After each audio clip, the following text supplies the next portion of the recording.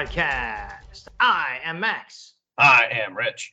And on this podcast, we will be focusing on the Weird War Tales comic book series published by DC Comics from 1971 to 1983. On this episode, we're taking a look at Weird War Tales number 32. But first, Rich has an intel report for you. It's easy for you to say. Guns of the Dragon, a 4-issue DC miniseries created by Tim Truman in October 1998. Batlash, Biff Bradley, and enemy ace Hans von Hammer form an unlikely group as they are sent by the US and Chinese governments to retrieve 2 ancient swords on Dragon Island, but have to contend with Misfear, Mao Zedong, some shape-shifting Japanese ninja, and Vandal Savage, who are after the same items. Dragon Island? You know what this is. Dinosaur Island. Or the time forgotten. And Tim Truman is well used to writing weird stuff, what with all that Jonah Hex stuff he did with Sam Landsman. Hex is even mentioned in passing at one point. Watching the Hammer of Hell duel a cloud of pterodactyls in his DR1 is worth the cover price all by itself. Yeah, I would think so. I mean, people, if we don't do an issue of that as a special mission down the road, I'm not sure what we're here for. But vote for it, fans. Vote for it. Vote for it, or like, I'll just keep complaining until we do that one because, God damn. Enemy Ace and Jonah Hex? Oh my God. Vandal Savage in the mix. I mean, come on. So, before we all rush off to read that miniseries, which, if I were you, I'd do right now because you can hit pause, right? We're going to take a little break to read that miniseries and spotlight someone else's awesome podcast. And when we get back, we'll take a look at the issue at hand. Damien, what? That in the bedroom, Yeah. There's thousands of boxes of comics. Thousands of boxes of comics. I'll have you know, I've only got 47 boxes of comics. 47? 47, that's barely any. That 47 is less than one box of comics for every year I've been alive. Do you think that it's dangerous? We've got so many boxes piled up by the bed. I think it's highly unlikely they would fall, though. I've stacked them quite well. What would you think if I told you that maybe you should get rid of some? What? It's only a suggestion. How dare you? I love those comics. Do you love all of those comics? I love almost all of those comics. But should you love these comics? I love them all. I will not part with any of them. How very dare you? Prove it. Well, I suppose we could start working our way through my collection, reading them together and deciding whether or not I should love this comic. Sounds like a podcast. Well, we are 2 middle-aged men. We probably should start a podcast at some point. You're right, everybody else has got a podcast. So listen to Should I Love This Comic with me, Damien Drew A. Whiter, and me, Irigale Drew A. Whiter, where we will go through comics and tell you, Should I love this comic? Go to shouldilovethis.blogspot.com, where you can find all our latest episodes. You can also see a gallery of images that we talk about in the episode. Should I love this comic? I think so. What do you think? And we are back. So, as I said at the top, we're taking a look at Weird War Tales number 32. And as always, Rich is right here for you with that cover detail. This 20-cent cover is done by Luis Dominguez. The yellow Weird War Tale sits on a purple sky. 8 German soldiers flee and cower in terror from a massive red fire-breathing demon that's destroying a city. One demon hand is crushing a building while the other has snatched a Stuka dive bomber out of the sky. The walls of flames are about to engulf a tank. Behind the demon, 3 twin-engine German bombers are dropping their payloads.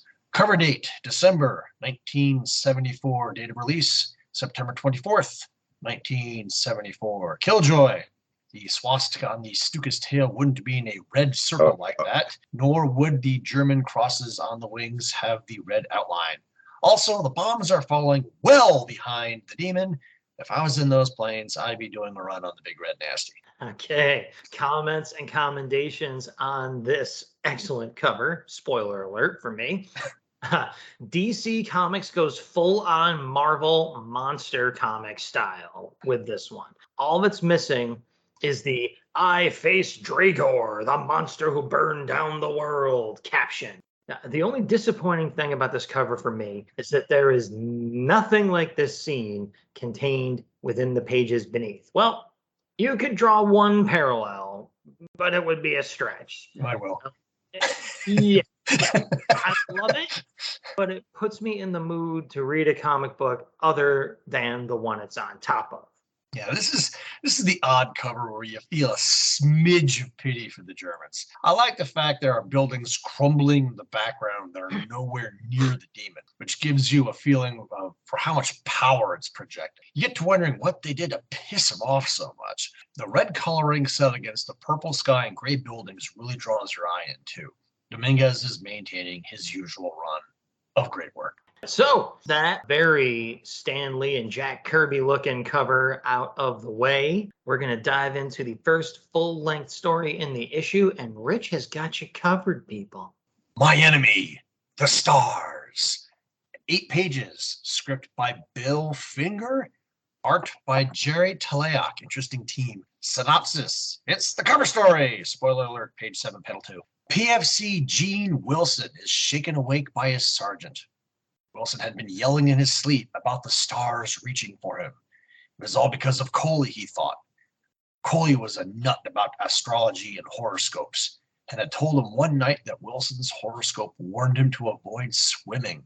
A Nazi ambush had scattered the patrol, and when Wilson had dived for cover behind a bush, he found himself falling into a pond. Completely exposed to German fire, Wilson was suddenly rescued by Coley, who had returned fire and cleared out the enemy. I warned you, you can't go against the stars, Coley had yelled. Now the captain orders Wilson to go investigate a nearby abandoned village's bell tower to recon for the enemy. It was only after Wilson had left on the mission that he remembered Coley had warned him to beware of high places.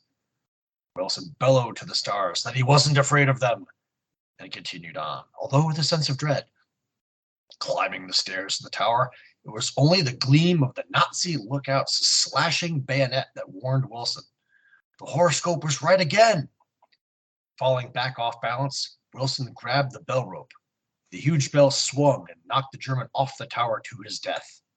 But the bell ringing was the signal for the Germans to attack in this sector. Wilson took off to warn the captain, but he was seen. A near miss by a tank's 88 flattened Wilson, who lay stunned and helpless. Only able to stare up at the stars, he recognized he shouldn't have cursed them. But as he lay there, the random constellations began to take the forms of the legendary figures for which they had been named. Taurus the Bull leapt to the ground and flipped a tank that was bearing down on Wilson. Orion began to smash German armor with his club. It couldn't be real, it had to be a dream. But Leo the Lion pounced on a tiger tank. Sagittarius the Archer fired armor-piercing arrows. Scorpio the Scorpion cracked tanks in his claws like walnuts. Drago the Dragon was a mighty flamethrower. Aquarius the Water Pourer drowned German troops as winged Pegasus cleared the sky of enemy aircraft. Wilson passed out, and when he recovered, the field before him was strewn with enemy wreckage. It was still impossible. Maybe his unit had done it, or a different one. But nobody knew. Some things happen, and no logic can explain them. But the one thing Wilson knew was he wasn't afraid of the stars anymore. In fact, he would ultimately be awarded a medal. The Silver Star. Killjoy, page 1, panel 2. Wilson's sergeant is running around with a blazing flashlight. Great way to get shot if you're on the front line. Comments and commendations. Last time it was the cards predicting fate. Now it's horoscopes. Ah, the 70s. I'm just going to toss some of my last words in here and say this one was easily my favorite story. The imagery of constellations coming to life and running roughshod over the German forces is stellar. See what I did there? I'll take page 6, panel 1 of Taurus slamming into a tank so hard the tank flips over and the turret falls off. But I'll also call your attention to page 3, panel 1, the shadows on Wilson's face as he processes Coley's prediction that came true. Yeah, and those are both great panels. And I would say, yeah, we are witnessing in this series, in the Weird War Tales series, a rare occurrence of a comic book actually being in tune with the times instead of embarrassingly, cringingly behind. Normally, if a comic's jumping on a fad, it was over 5 to 10 years ago. But Weird War Tales has been on the pulse with what the 70s pop culture was obsessed with. So that's kind of cool. I gotta say, though, this story to me seems more like a superhero origin than a Weird War Tale. Like, it's the senses-shattering debut of Starman. Yes, another freaking Starman. I mean, this is DC Comics. What did you expect? When in doubt, just make another Starman. Or put out 7 more Batman titles, but this is 1974, not 2022. The plot, for me, didn't really work even. Wilson cursed the stars, and then he sort of apologizes once and they come to his rescue. No ironic death caused by his own hubris. Again, this seems like a twist on the Moon Knight origin. Was a jerk about to die, chosen by the heavens, changes his ways, etc., and can now summon the stars down to destroy enemy armaments. The art is fantastic, though, as Rich was describing to you in his chosen panels, even all throughout. The script gives Jerry Teleoc multiple chances to show off his skills. It's good-looking stuff. You all know I really dig the use of rounded panels for flashbacks. That technique is used really well right in the beginning of the story. So craft-wise, I'm here for it. It's a great-looking story. For my spotlight panel, I will call out page 3, panel 5, with Wilson shaking his fist and cursing the stars. The scenery is stark, and Wilson looks very small, defiant, and alone. I will, however, also point out that the sky he is cursing above him in that panel has no freaking stars depicted in it at all. Seems a bit of a comically missed opportunity. So yeah, I was a little mixed on this one, but we'll talk about it in last words. First story's out of the way, and the honor falls to me to discuss the latest installment of The Day After Doomsday. It's 2 pages long with a script by Steve Skeets and art by Bill Drought. Synopsis, which probably take me as long to read as it would take you to read the 2 pages of the story, goes like this. Mr. and Mrs. Ian Jones own a farm in rural Great Britain. Mrs. Jones finishes feeding the chickens and walks with her husband down to the well to get some water. It had been so hot out lately. As they discussed their upcoming trip to London over refreshing cups of well water, they noticed something strange happening and start to hurry back to the safety of home. But safety was not to be theirs. Deadly radiation had seeped into the water, and they were rapidly shrinking in size. One of their chickens would have a special breakfast that day. That endeth the day after Doomsday. And Rich found a way to have a little killjoy for this one. Of course. Their clothes shrank as the Joneses did? Incredible Hulk Purple Pants case study number 5673. Yeah, they were loosening the Comics Code Authority standards in the 70s, but they weren't loosening them that much. You couldn't have little miniature naked farmers running around get eaten by chickens. They could still get eaten by chickens, but they would do it with their clothes on, like decent Americans. Wait, decent Britons, I guess. You know what I'm talking. So Anyway, commentations for this one. I'll start it off and say the plot, such as it is here, is even sloppier than the one preceding it, in my opinion, but in a way that crosses the line over into pure gonzo territory. So I dig it. In 2 pages, it not only gets a couple of chuckles out of me, but makes me wonder what the rest of this bonkers post-apocalyptic world must be like. What else has changed out there? If this sheltered farm has radioactive shrinking water, how much crazier is it elsewhere? Drought's art works really well for this type of story too. His classic, somewhat realistic style makes it all the more shocking when the impossible happens. I like that effect a lot, and he's good at it. I like the whole first page, in fact. The intro box title logo is fantastic. The pastoral look of the splash panel, the natural body language and the surroundings in panels 2 and 3. I like how Ian John's there. the farmer husband is leaning up against the well. It's perfect body language. It looks so real. Again, drought pulls you into this naturalistic kind of feeling before it goes crazy. And that great cliffhanger shock panel at the bottom of the page where all the background drops away and it's just a stark blue background and they look terrified. It makes you want to turn that page. The whole thing does a great job. And Steve Skeets was an excellent choice to bring in for these kinds of short features. He can do the absurd and make it so entertaining that you don't care how many plot holes you're falling through along the way. Steve Skeets is someone, if you're not familiar with him, look into his stuff, and he is particularly good at writing really strange stories that you enjoy no matter how crazy they are. What's the over-under on one of our dear listeners dropping a Twilight Zone reference here? Part of me wonders, even in deep rural Great Britain, how the Joneses couldn't have known that the world had ended, but it's a 2-page story, so let it go. This is still a good story. Best panel, what else? Page 2, panels 3 and 4, the giant rooster looking at its next meal. Oh yeah. Yeah, obviously that's the spotlight, but I had to wax poetic about the mechanics of that first page because it's a 2-page story and you only have so much space and it's used perfectly here. But yeah, the body language of those two while they're looking up at the chicken and the chicken looking down at them is freaking great. It's just, I gotta say, Day After Doomsday is starting to win me over here. Really is. So with that surprising development behind us, we're going to wander on over to the post office to the APO Weird War Tales section. Rich is going to kick it off for us here. Yes, the APO Weird War Tales. The head of Alfredo Alcala's one-eyed narrator appears interspersed between the letters, which is a nice touch. Yes, Molly agrees. Christopher Moose, great last name, from Glassy Point, Idaho. That's a good name too. Wins my honors this time through. Dear Joe, one of the things I always enjoyed about Jack Olick's work is the Twilight Zone type endings so many of his stories have. While other people may feel that too many stories of this type become a bore, I always welcome them. Take, for example, Survival of the Fittest and the latest Weird War Tales.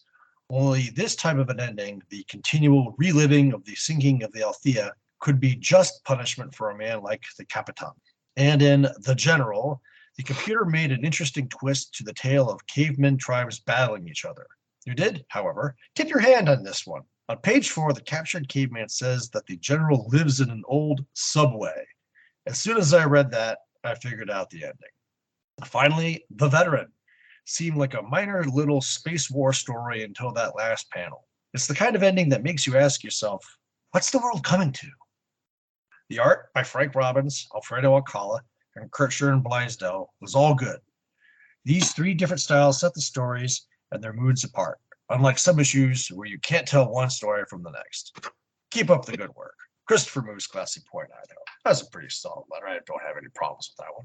Okay, and for my spotlighted letter, I picked a guy who takes a dump all over that whole issue and those 3 stories in particular. Starts off like this. Dear Joe, Weird War Tales is usually one of your most imaginative magazines, with stories that try new directions and ideas. Unfortunately, number 27 was completely unlike your other issues in that respect. The cover was an interesting Dominguez effect, but you're getting stuck in a bit of a rut with that skeleton routine. If he keeps popping up on every cover, no one will be shocked by him. As Jack Olick was behind all 3 of these cliche stories, I'll discuss the scripting all at once. It was all competent enough writing, but the plots were just the same old stuff. The art, on the other hand, was exceptional. Frank Robbins is one of the finest artists that you use, and is also one of the most unusual. Alfredo Alcala is more like the rest of your artists, but he's one of the better members of the intricate line school. I've not seen enough of Paul Kirchner's work to judge him, but I suspect he'll turn out to be a very fine artist. Better luck next time, which I'm sure you won't need since I spotted the plug for a book lengther next, and you know I love those. John Elliott, New York, New York. And Joe Orlando, our gracious editor, replies, we always try to put new ideas in Weird War, but everyone's entitled to an occasional failure. However, not all our correspondents thought number 27 missed the mark. Yeah, and this guy, like, there's so many contradictions in that letter. It's just so typically fandom picky. He's like, usually you guys are so unique and all this, but this was unlike your other issues in that respect. Okay, so what was it? Was it the same as all your other issues? Was it yeah, just so picky all the way down, unable to enjoy a simple comic book. And those were three really perfectly good Weird War Tales stories. But you always have the one guy that's going to come along and like me and all. At least he recognized that the art was good, and in particular praised Frank Robbins. So I'll give him this. They seem to listen, because there was no skeleton on this cover though. Huh? Happy now, Johnny? I bet you're not. So I always like these super picky fandom letters to remind me that really nothing has changed. We just have the internet now, so we have to hear about it more often. So with that out of the way, we're going to close down the Weird War Tales APO post office. Mail call is done, and we're going to move along to the next full-length story in the issue. And we have a little special guest that's going to do the intro. I wonder if you guys can guess who it is. I wonder. A Glutton for Punishment. 8 pages, script by Jack Olek, art by Jess Jodleman. Synopsis. Of all the 4 horsemen of the apocalypse who made war hell, hunger is the most horrible. For food, men will kill, lie, even destroy their fellow men. That was what the commander did. Only 2 things mattered to him: to find enough food to fill his belly, and to live to enjoy it. And if he had to pay for those things with pieces of himself, well, he was a glutton for punishment. The stocky commander of a unit of crusaders screams at his men as they begin to retreat in the face of a Saracen attack. Filthy cowards! There's food in that village, and I haven't eaten in 3 days. Attack! One of the commander's men retorts with, "Fat swine, enough of us have already died for the sake of your belly. If you want what lies in the village, take it yourself." Enraged, the commander brings his sword down on the man, but the enemy counterattack forces the crusaders to withdraw. At camp, the commander rages, not at the enemy, but at his own men. Suddenly, a banquet of food materializes in front of him. Ibn Said is a ghostly Saracen who only wants to make the commander happy. You live to eat, so I bring you food. You are afraid to die, so I can guarantee your life. I'm a physician, a man of many talents. The commander doesn't believe him and rams a dagger into Ibn Said's chest, but it passes straight through. The Saracen convinces the commander that he means no harm, and that the food he brought is quite real. As the commander gorges himself with the food, barely listening, the Saracen offers a bargain to him that he won't die or go hungry. The commander counters with a demand that he can never die. Those are harsh terms, Ibn Said counters. How about you will live until you ask to die? What kind of man wishes to die? But so be it. The commander accepts the Saracen's bargain, and Ibn Said disappears. Was it all a dream? The food in his belly was real enough. So maybe he was immortal. He decides to lead tomorrow's attack on the village himself, to the shock of his officers. Knowing he couldn't be killed, the commander finally fights as a commander, slaying enemy after enemy, until a Saracen's sword cleaves off his left ear. Racked with pain, he tells his men to continue the assault. Alone, he turns to see Ibn Said and curses. "Trickster, you promised I wouldn't be hurt. I promised that you would live until you asked to die. Nothing else." The commander now sees Ibn Said's plan, to cause him so much pain that he begged to die. But the Saracen vanishes as the commander's men return. The village has fallen, but the moment of bravado had also vanished. After ransacking the village, he orders his men to break camp and join the siege of Jerusalem. It's a foolish decision. The next day, his small band of crusaders is overwhelmed by hordes of Saracens. A mace catches the commander across the face and destroys his left eye. The enemy is repelled, but 2/3 of the crusaders have been lost. Instead of establishing a defensible camp and tending to the wounded, The commander orders that the wounded will have to fend for themselves and to continue the march to Jerusalem. The Crusaders are soon attacked again. As casualties mount, even the commander recognizes a stand must be made in some nearby ruins. 4 days pass, and the besieged Crusaders hunger and thirst. The commander rations out the remaining supplies to his men, but continues to take as much as he wants for himself. 2 more days pass, and the Saracens bring up a catapult. Greek fire rains down on the Crusaders, who finally break and flee. The commander screams at them to come back, and Ibn Said appears. Ask him if he wouldn't prefer a quicker, cleaner death. Greek fire will find him eventually. The commander refuses, insisting that he'll never ask to die. Almost immediately, he suffers a direct hit. The fire burns his limbs from his body. Racked in agony, he can still refuse Ibn Said's offer of death. I'm dying. If I die, you lose. You'll never get what you really want. My soul. I'll still beat you. The ghostly Saracen recognizes that a deal is a deal and heals the commander. But almost immediately, as a smiling Ibn Said turns to leave, the commander realizes he's been tricked. What have you done? Come back. I can't live like this. Please, kill me. But the commander has no cause to complain. He was still alive and would still be able to eat if someone fed him. For the commander is still a hideously burned, limbless trunk, but standing on hands where his feet should be. Check the album. There's a photo. Oh, there will be. I've got to hit you guys here with something almost unprecedented. I have 2. One that hasn't even been in the script until I just was looking it up right now, as I forgot. 2 history minutes baked into my CNCs. First of all, Ibn Said is often also referred to by his more historically accurate name, Ibn Saud, the somewhat historical, somewhat legendary, rumored founder of the first Saudi state. And just the other night, I was reading Chilling Adventures in Sorcery #5 that I bought at Terrificon. We'll be talking about that on a Road Warriors episode. Spoiler alert there. So Chilling Adventures in Sorcery #5, which has one of the coolest covers you'll ever see in your life.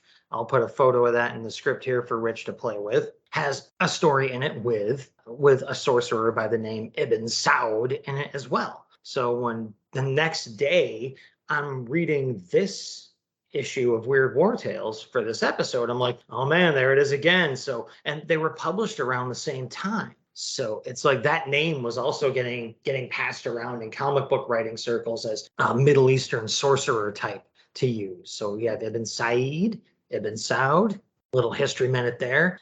And yet I continue. So my original CNC starts out like this. Once again, I'm reminded of a tale I read in a Charlton horror comic about a rich guy who bought a charm that would bring eternal life, but he balked at buying another charm to go along with it in the deal. The other charm, however, was the one that provided eternal youth. So the rich guy lives forever, aging into a withered and twisted monstrosity.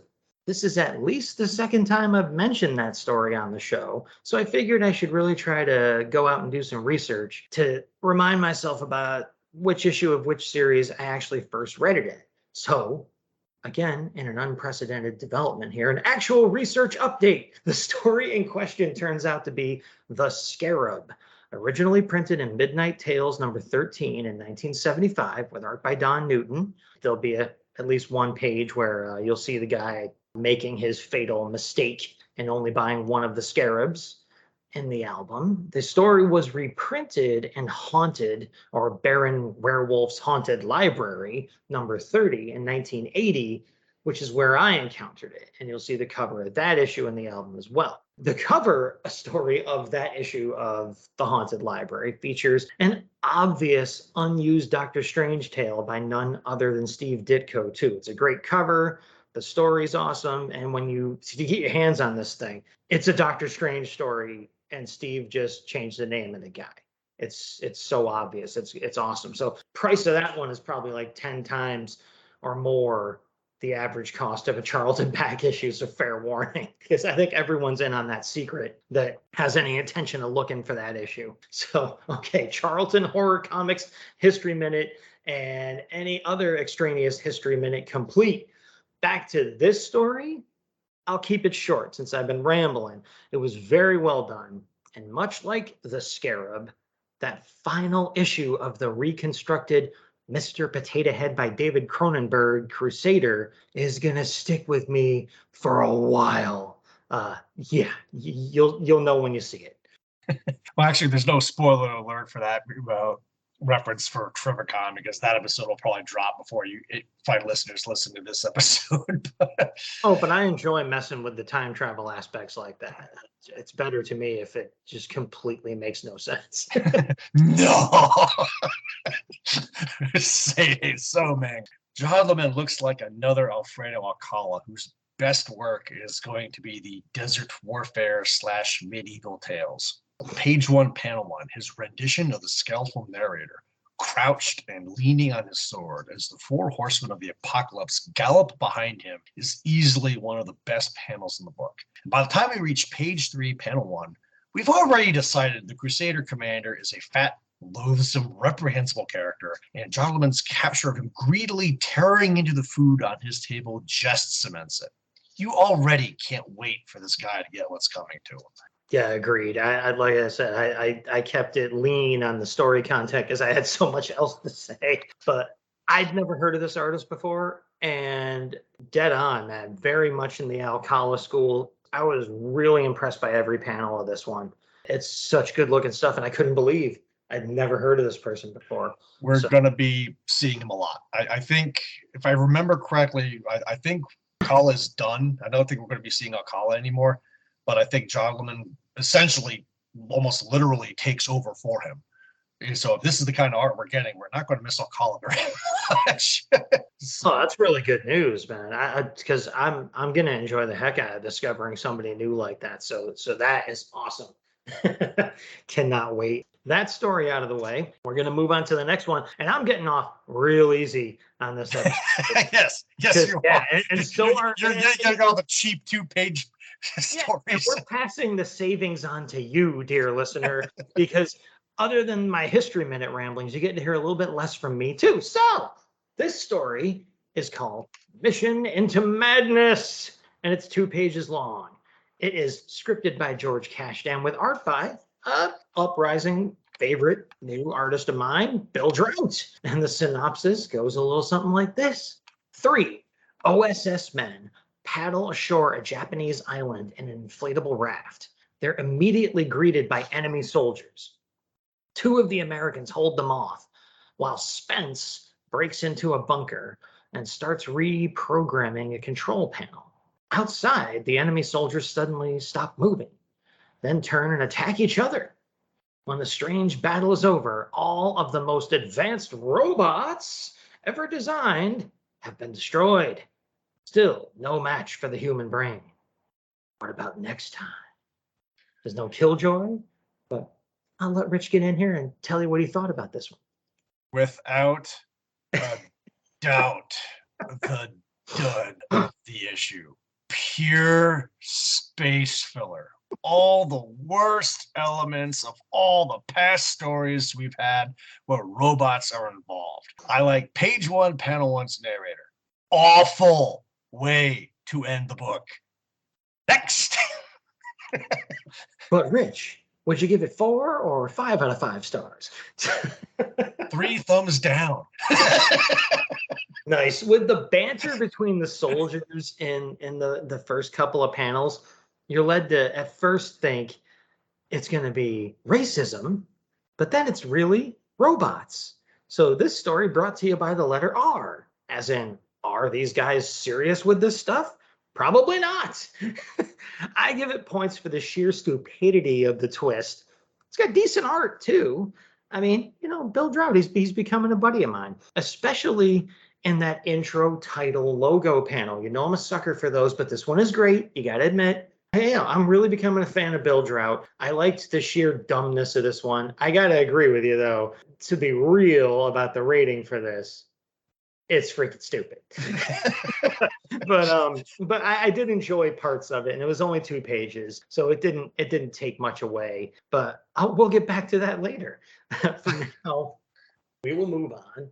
from the story content of the issue and get around to our spotlighted ads. And since Rich took my favorite ad for the I do issue, that a lot. he does, but he does the work first, so he gets first dibs. I can't complain. I will, but I don't have the right to, but I'm gonna do it. So I'll go with the other animal-centric ad of the issue. And this thing, it's still a fantastic ad. I would have been torn anyway. So this is a full-page ad on the back, and it's a big yellow, like shaggy, spiky splash that says "Endangered Animals" by Revell. And endangered, the first two letters are black, the letters for danger in red, and then the last two are, in black again. So danger is spotlighted. Makes you think of the Crocodile Hunter immediately if you're of a certain age. It's Endangered Animals by Revell. Crikey! Yeah, crikey. Big action models. And you've got a main drawing of a big angry gorilla standing on some really thick branch, reaching his hand out with his fangs prominently displayed. More burst logos here that say easy to assemble, no glue needed, just snap pieces together. It makes me think this is the kind of model I would have had, because I was so bad at models as a kid that I would only ever get the snap ones. My parents just knew, they'd get my brother a real model that you needed glue and stuff, and they just be like, get Max the snap one because he is so completely uncoordinated. So I might have had one of these for all I know. The ad copy goes on to say, Revell's new endangered animal models are big, fun-filled kits to capture all the action and fury of the real animals. Huge, powerful creatures that once feared nothing, but now struggle for their very survival. That sounds a little mean to me. Like we're sort of gloating over the fact that you thought you were scary, but now there's only 7 of you left. So how scary are you? That seems like rubbing it in. Revell's snap together endangered animal models all have movable parts, but I bet they don't have zap action. So your collection of these beasts from the wild aren't going to just sit on a shelf. You can use them to create your own adventures anytime. But, be careful. There's only a handful of these creatures left in the world. It says in big red print, movable parts on everyone. You've got the endangered Komodo dragon, the endangered condor, and the endangered rhino, which also has a little bird on his back. It's kind of cute. I like that. So you can get Revell's endangered animal models wherever hobbies and toys are sold. Check them out. And boom, just right there. I haven't looked yet. I want to see photos of these actual models. That's probably an easy Google search away. I just haven't done it yet. And again, I suspect I had so many snap model kits as a kid that these things must have still been floating around, yard sales and stuff like that, or just toy stores used to have old stuff, or we went to flea markets. I might have had one of these. So there's my spotlighted ad for the issue, and Rich will let you know about the one he stole from. The endangered condor. All you Johnny Quest fans, you should go get that one, right? Yes, I managed to work a Johnny Quest reference in. Woohoo! Duke, the super action dog. Yo, Joe. He wants you to be his master. His mouth opens, leg, head, and body can be moved for action. Duke holds the canyon slide in his mighty jaw and glides to the rescue.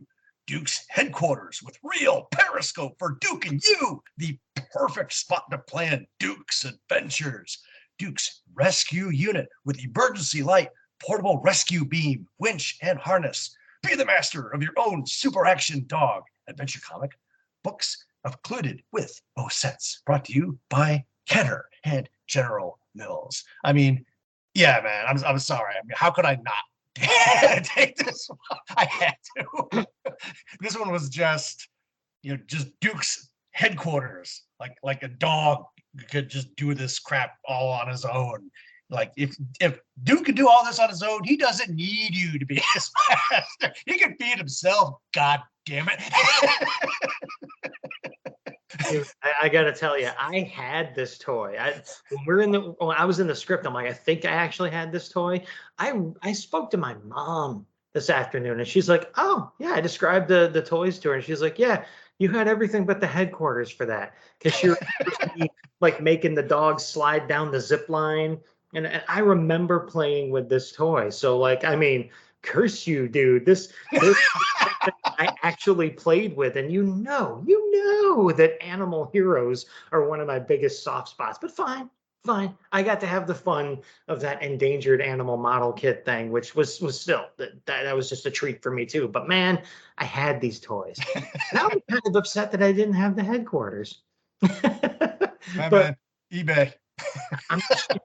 I might just pay through the nose for this whole play set to put this together again. I'm honestly thinking of looking for this stuff.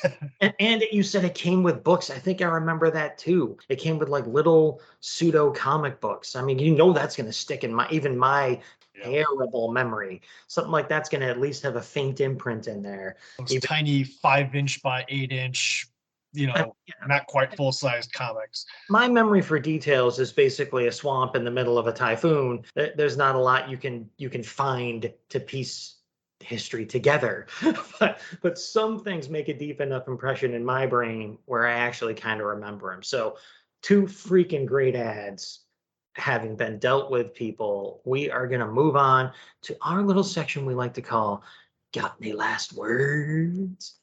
Definitely one of the best all-around issues, but that last story really pulled it down in the rankings. The stories were all weird, and the ads, letters, and 3 of the 4 stories were all at least very amusing. Keep it up. I gotta say, a gloriously goofy mess of an issue. My only real so-called disappointment is that the kaiju-driven chaos on the cover was not really represented in the issue. You got a dragon in there that's breathing fire. That is not good enough to stand in for that giant Jack Kirby monster on the cover. I'm sorry. But, still, like I said, this is what I'm here for. Every story was crazy, even the one that Rich is being a little too hard on, even though it did suck. Yes, it did. The art was good. I'll give you that. The art, but the story was awful. Some great Bill Drought art. In my mind, it kind of paralleled that story about the Red Baron getting killed by, the guy that had that last name. Bishop.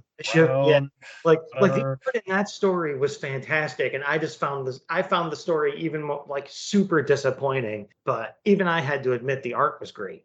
So I feel like this is payback for that. Like that's kind of this. We've kind of flip-flopped on how we enjoyed this one as opposed to that one. So there's balance in the force out there, people, and you can find it in the issues of DC Comics Weird War Tales, published from 1971 to 1983. So with the last words out of the way, we're taking a trip to the Dead Letter office, where we remind you we have merch on redbubble.com. Just look up Weird Warriors Podcast, and you will find yourself standing within the storefront of the Weird Warriors Podcast PX, and you can put our logo on stuff and show it to other people, or keep it to yourself. Why should other people get to look at it? It's yours. It's yours forever. So again, we're still kind of in between episodes of the slowdown, but surprisingly, I think the summer slowdown put people off, or it's been the near nonstop 90+ degree heat wave we're all going throughout the entire, planet right now. But we didn't get any emails about the recent episode that aired about issue 2 of the Weird War Tales miniseries from 1997. Which shocked me. So I'll be keeping my eye out, and we will read those emails next time around when they do come in. I'm sure they will. But in the meantime, on social media, we got likes and shares and stuff like that from people like Laurent Skinkiss Art at Laurent Skinkiss Art on Twitter. You should go check him out. We got our buddy Luke Giaconetti from the Earth Destruction Directive podcast. Ranger Gord, who right now is calling himself Ranger Gord, Culture Wars Draft Dodger. And he does the Greg Sanders vigilante podcast called Prairie Justice. Look that up. It's an absolute favorite of mine. And Ranger Gord is an actual historian with published works on Western Canadian history, people. So eventually Rich is going to have read some of his books. But they're history books. They're out there. He'll probably pick them up in a garage sale someday and post about them on his book blitzes on Facebook. So Wayne Burroughs stopped by, Mr. Wayne for Veep, Doc Strange, Billy Delicious, The Telltale Mind stopped by. Our buddy from, let's see, the Dop Let's Team Up comic podcast at JSA4E Ross. He stopped by. Dave Steele from the Earth 2 podcast.